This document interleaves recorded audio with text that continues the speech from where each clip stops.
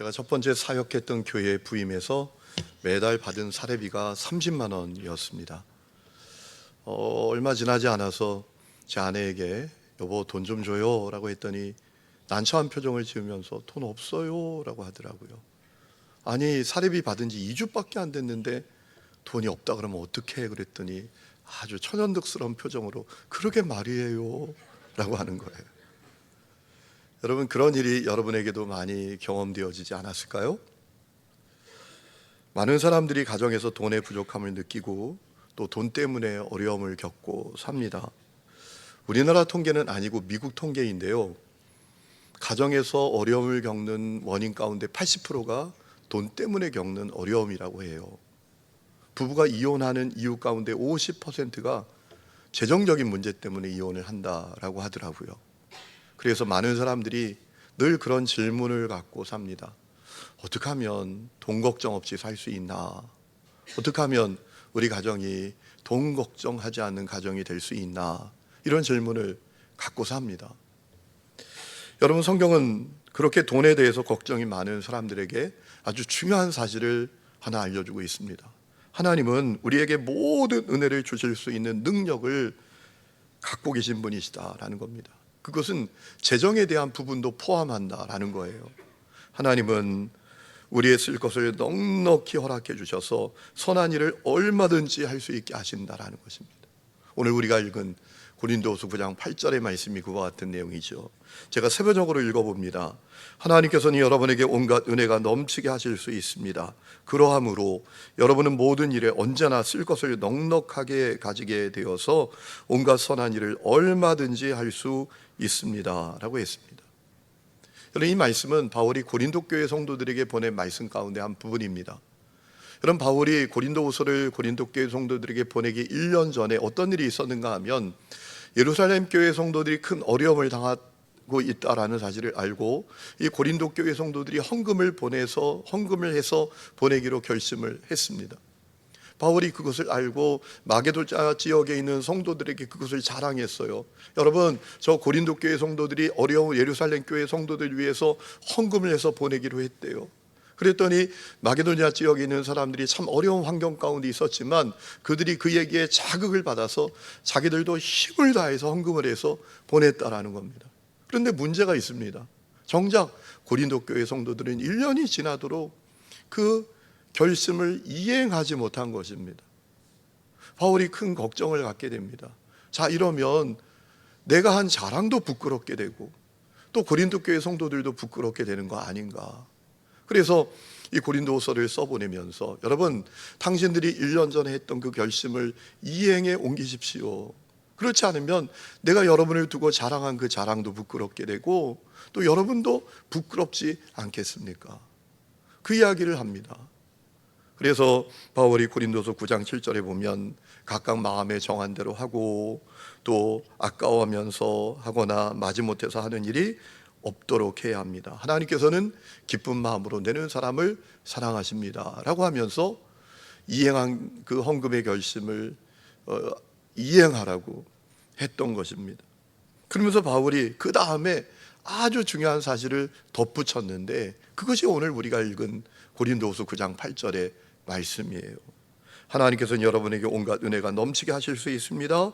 그러함으로 여러분은 모든 일에 언제나 쓸 것을 넉넉하게 가지게 되어서 온갖 선한 일을 얼마든지 할 수 있습니다. 그런데 이 질문을 보면서 우리는 이런 질문을 갖게 될 수가 있어요. 아니, 안 그런데? 하나님의 말씀과 현실은 너무나 다른데? 이 말씀하고 내 현실은 너무나 다르잖아. 이 말씀하고 우리 가정의 현실은 너무나 다르잖아. 왜?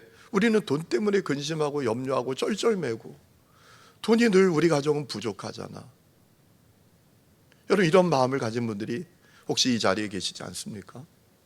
그렇다면 하나님의 말씀은 신빙성이 없는 말씀입니까? 하나님의 말씀은 못 믿을 말씀입니까? 절대로 그렇지 않죠. 하나님의 말씀은 틀림없는 말씀이고 신실하고 진실한 말씀이에요. 여러분, 민수기 23장 19절에 이런 말씀이 있습니다. 하나님은 사람이 아니시니 거짓말을 하지 않으시고 인생이 아니시니 후회가 없으시도다. 어찌 그 말씀하신 바를 행하지 않으시며 하신 말씀을 실행하지 않으시랴 라고 했습니다.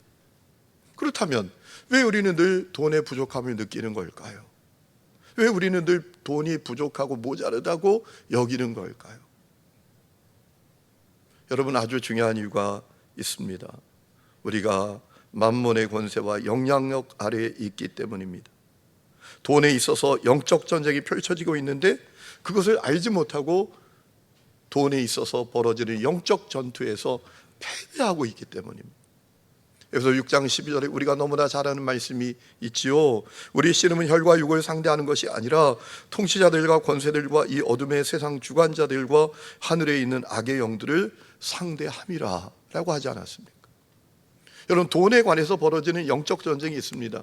그런데 그 영적 전쟁이 있다라는 사실을 알지도 못하니까 이 영적 전쟁에서 패배하는 것입니다.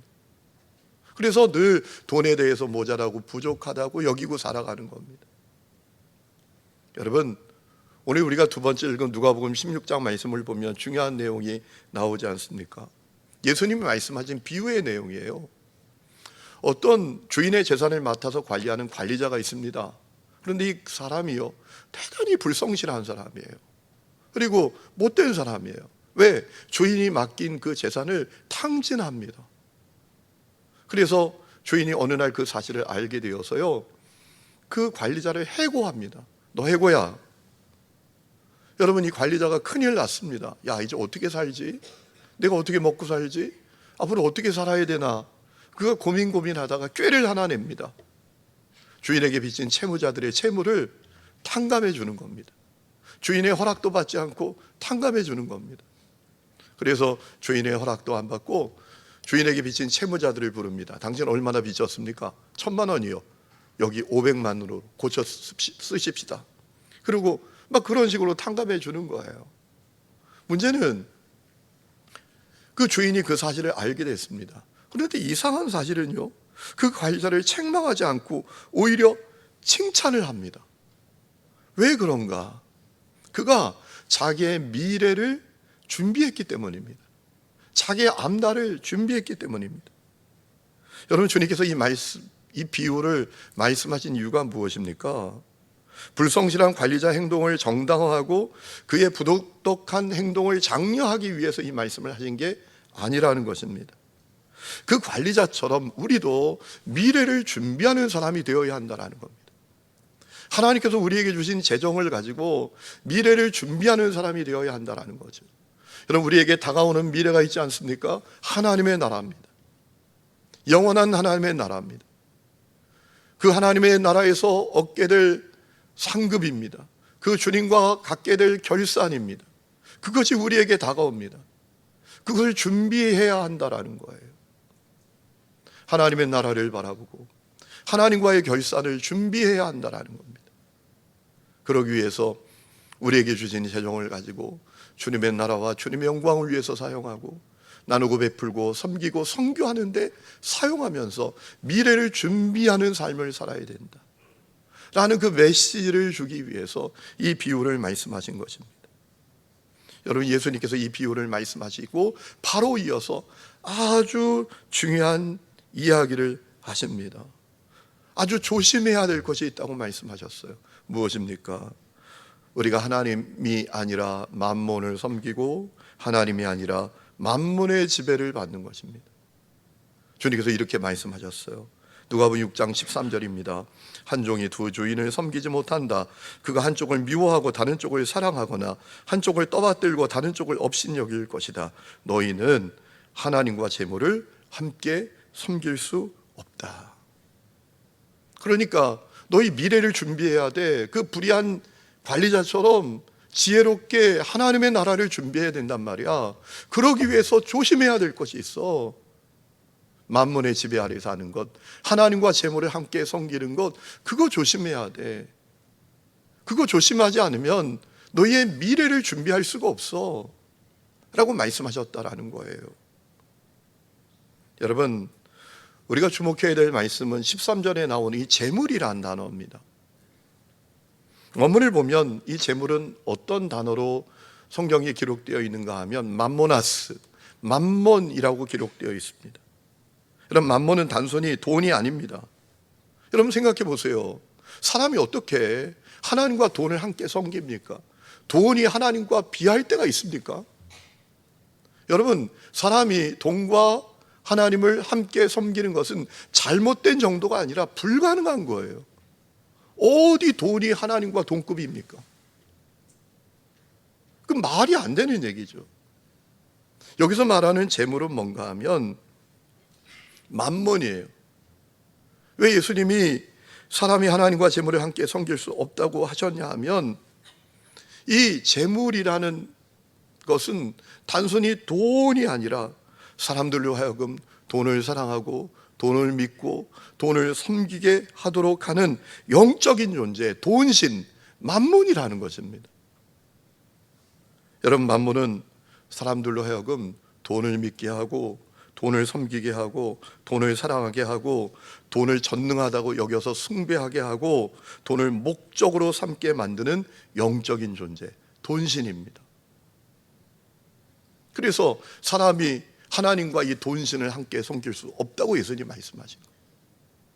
여러분, 지금도 많은 사람들에게 돈신이, 이 맘몬이 역사하고 있습니다.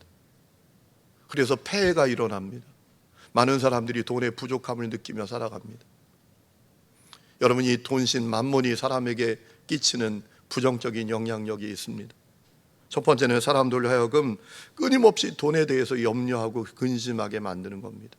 돈이 많든 적든, 부자든 가난한 사람이든 다 돈에 대해서 염려하고 근심하게 만들어요. 여러분, 우리 주위를 보면 그런 분들이 있죠. 야, 저 사람 참 돈 많네. 나 저 사람처럼만 되면 좋을 것 같다. 저 사람만 가지고 저런만 가지면 내게 아쉬울 게 없을 것 같다. 나는 아무 걱정도 없을 것 같다. 그런데 그 사람을 가만히 보면 그는 늘 돈에 대해서 염려하고 근심해요. 여러분, 그것이 맘몬의 전략입니다. 두 번째는 사람들로 하여금 돈을 잘못 관리하게 만드는 것입니다. 그래서 많은 사람들이 하는 이야기가 있습니다. 도대체 돈이 다 어디로 간 거야? 돈이 다 어디로 갔지? 이런 이야기를 하고 삽니다. 여러분, 많은 사람들이 재정의 출납을 정확하게 기록하지 않습니다. 그래서 돈이 도대체 어디로 간 거야? 이런 질문을 많이 갖고 삽니다.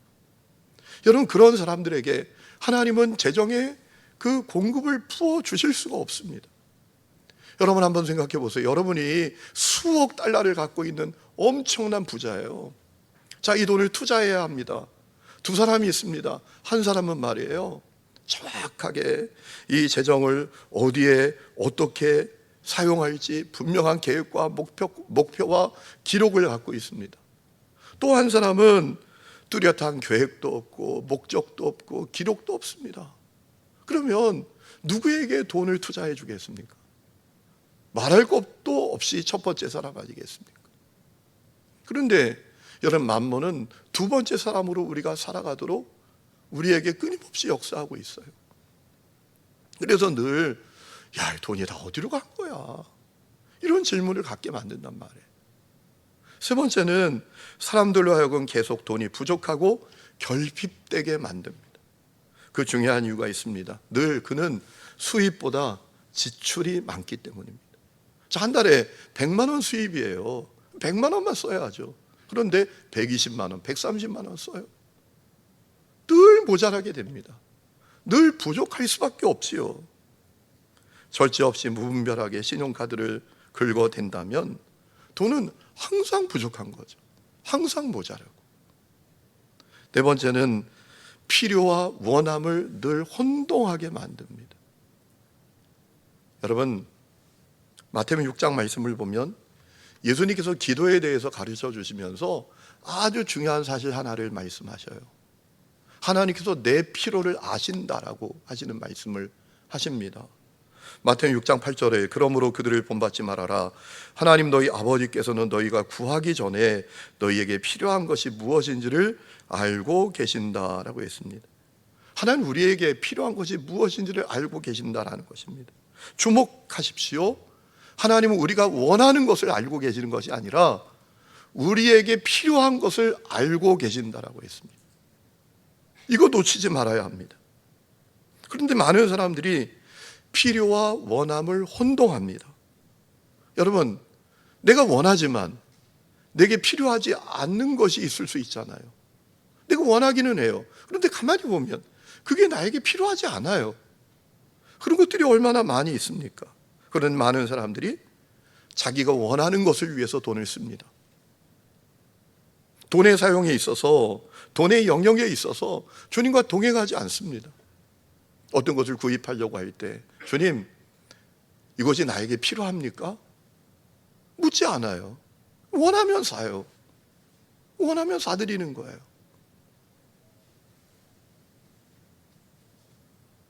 그래서 늘 돈이 부족하고 모자르게 되는 경우들이 많지요. 또 충동적으로 그 무엇을 구매하기 때문입니다. 많은 사람들이 충동적으로 물건을 삽니다. 그냥 사고, 필요할 것 같아서 사고, 싸니까 사고, 충동적으로 사드립니다. 여러분, 백화점이나 쇼핑몰이나 온라인 사이트는 만몬의 성전과 같아요. 우리가 거기 들어가면 그 물건들이 계속 우리에게 말을 걸어요. 사가라, 사가, 사가. 근데 우리는 나에게 이것이 정말 필요하지 않은데도 싸네?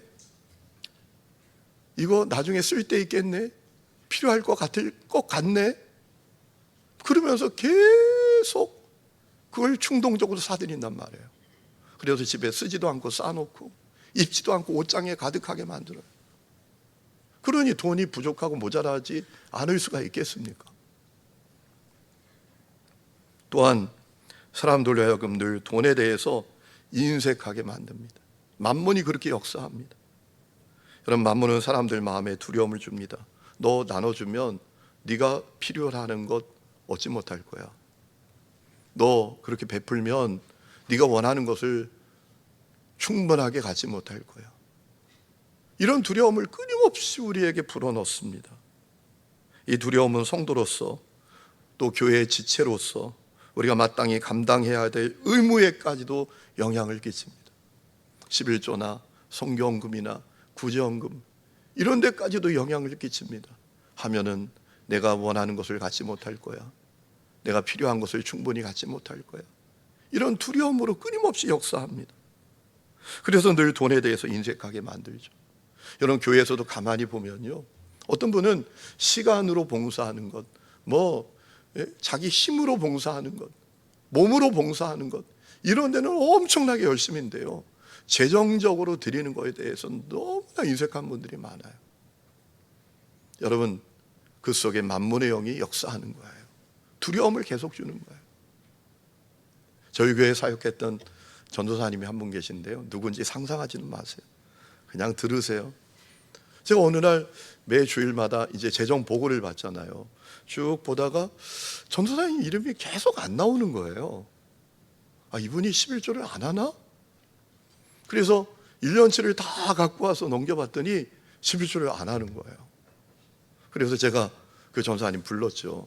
전도사님, 내가 잘못 봤는지는 모르겠는데 내가 자료를 찾아보니까 전도사님이 11조를 1년이 지나도록 한 번도 안 했더라.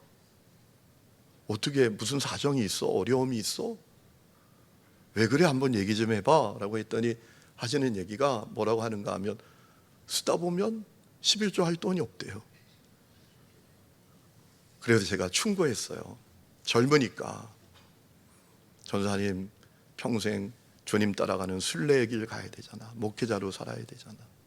내가 가만히 보니까 우리 교회 역사상 전도사님들 가운데 전도사님처럼 옷 잘 입는 사람 없어.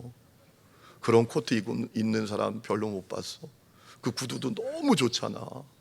이런 구두 신는 사람 내가 별로 못 봤어. 잘해야 돼 라고 했던 기억이 있어요. 그 마음에 두려움이 있는 거더라고요. 이렇게 하면 내가 원하는 것 충분히 갖지 못할까, 이런 두려움이 계속 그 속에 역사하는 것을 제가 보았어요. 7번째는 사람들로 하여금 돈에 대해서 끊임없는 욕심에 사로잡히게 만듭니다. 만몬이 하는 일이에요. 여러분, 욕심이란 뭐죠? 욕심과 탐심의 차이는 뭐죠? 탐심은 뭡니까? 내가 안 갖고 있는데 갖기를 원하는 마음이 탐심이죠. 욕심은 뭡니까? 이미 갖고 있는데 더 갖기를 원하는 마음이 욕심이잖아요. 여러분, 탐심도 문제지만 욕심이 큰 문제입니다. 욕심이 사람으로 하여금 사망에 이르게 만든다라고 하지 않았습니까? 야고보서 1장 15절에 욕심이 잉태한 즉 죄를 낳고 죄가 장성한 즉 사망을 낳느니라 라고 했습니다. 누가복음 12장에 나오는 어떤 사람이 바로 그와 같은 사람이었잖아요. 농사를 지었는데요, 대풍년을 거뒀어요. 고민이 있어. 왜냐하면 창고가 가득 찼어요. 창고에 이미 가득 찼어. 근데 이걸 또 어떻게 저 창고에 넣지? 고민이에요. 그래서 어떻게 하기로 결정합니까? 내가 창고를 더 크게 짓자. 그리고 거기 더 지난번 거하고 이번 거까지 그냥 탁 싸놓고 마음껏 먹고 마시고 즐기면서 살자 라고 마음 먹었다라는 거예요. 그런데 그날 밤에 주님이 찾아오셔서, 야, 오늘 밤 너의 영혼을 거둔다면 너 그 욕심 다 물거품 된다 라고 하셨다라는 거잖아요. 많은 사람들이, 교회 안에 있는 성도들이 이 얘기를 모르지 않아요. 뭐 한두 번 들은 얘기입니까? 그런데 그 길을 따라갑니다. 욕심의 노예로 살아요. 또한 8번째는 사람들로 하여금 끊임없는 불만족에 사로잡혀 살게 만듭니다. 나의 현실, 나의 상황, 나의 소유에 대해서 만족함이 없게 만들어요. 끊임없는 상대적인 박탈감, 상실감, 열등감, 여기에 사로잡혀 살게 만듭니다. 그래서 그냥 이 감당할 수 없는 그 지출, 소비 막 따라갑니다. 그러다가 어려워지고 부족해지고 모자라지는 것이지요. 9번째는 사람들로 하여금 빛의 멍에 사로잡혀 살게 만듭니다. 여러분, 빛은 이 만몬이 사람들을 자기의 멍에 아래 묶어놓기 위한 방법 가운데 하나입니다. 사람들이 빛을 지는 원인이 무엇입니까? 물론 가정적으로, 사업적으로 엄청난 어려움이 있고 위기가 있어서 빛을 질 수도 있지요. 그런 경우도 있지요. 그런데 많은 사람들이 빛을 왜 지는가 보면요, 과소비합니다. 한계를 넘는 소비를 합니다. 또 한계를 넘는 지출을 합니다. 계획에 없는 소비를 합니다. 충동적인 소비를 합니다. 신용카드 6개월 무이자 할부, 여기에 그냥 흥분하고 그러게 됩니다. 그래도 돈이 모자라고 부족하게 되지 않습니까? 10번째는 돈을 과대하게 평가하게 만드는 것입니다. 세상은 끊임없이 돈이 얼마나 중요한지, 어떻게 더 많은 돈을 벌 수 있는지, 돈을 가진 사람이 얼마나 힘과 권력을 갖게 되는지 끊임없이 이야기합니다. 돈으로 못할 것이 없다고 이야기합니다. 그래서 사람들로 하여금 평생 돈의 노예로, 종으로 살게 만듭니다. 여러분, 하나님의 계획은 돈이 우리를 다스리는 것이 아니라 우리가 돈을 다스리며 살게 하시는 것입니다. 그러니까 여러분, 이 만몬이 역사하고 있는데 이 만몬의 목적이 뭐냐? 우리가 돈에 대해서 쩔쩔매고 전전긍긍하고 마음의 두려움으로 가득하고 돈을 사랑하고 돈을 목적으로 삼고 우리 마음이 하나님께로부터 떠나게 만드는 것입니다. 우리가 하나님을 향한 두려움이 아니라 돈에 대한 두려움으로 평생 살게 만드는 것이 우리에게 역사하는 이 만몬, 악한 영의 목적이란 말입니다.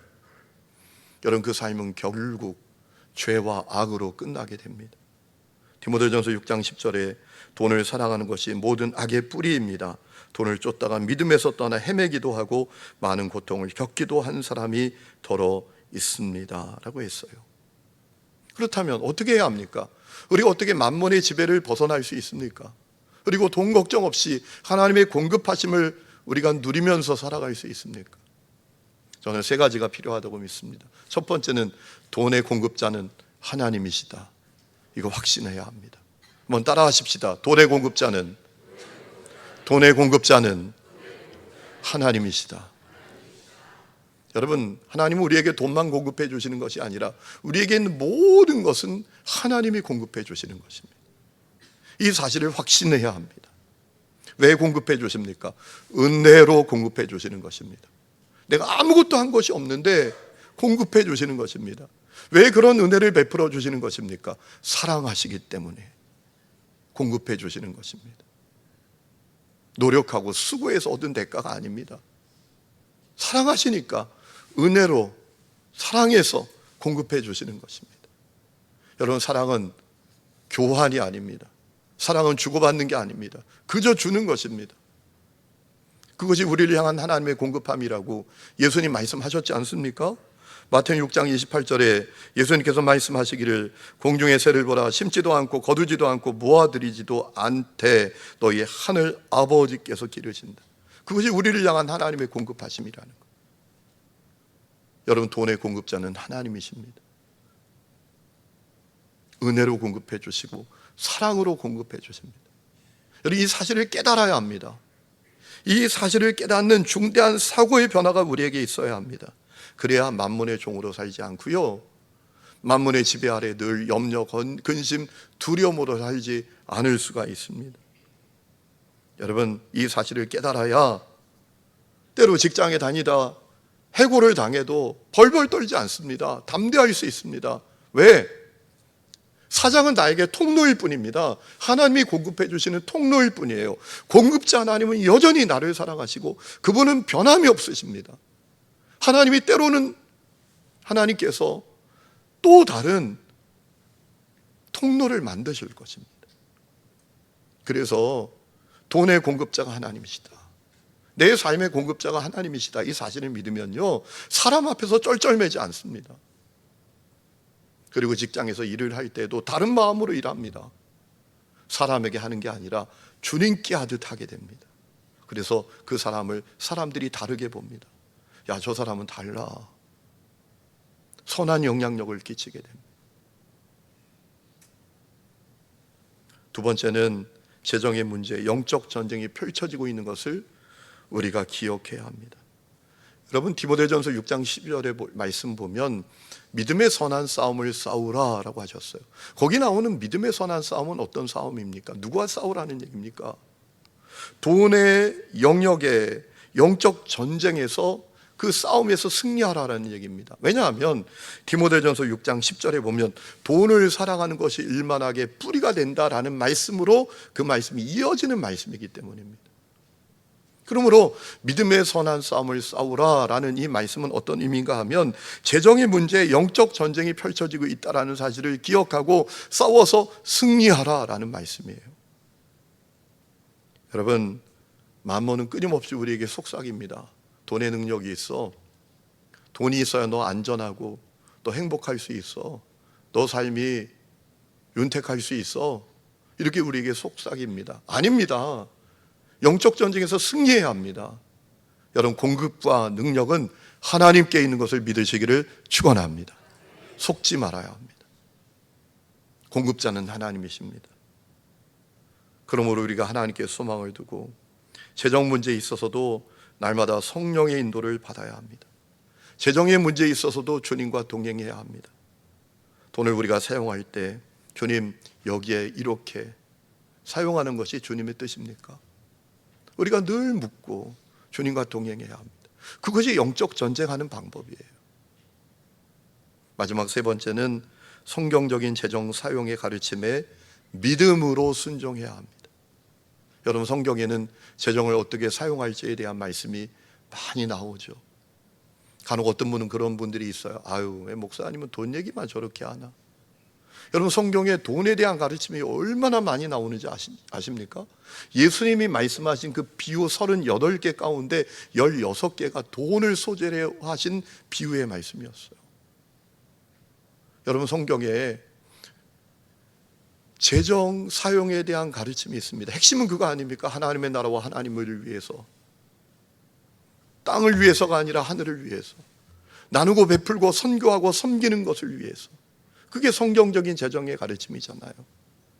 거기에 믿음으로 순종해야 합니다. 그래야 만몬의 지배에서 벗어날 수가 있습니다. 그렇구나.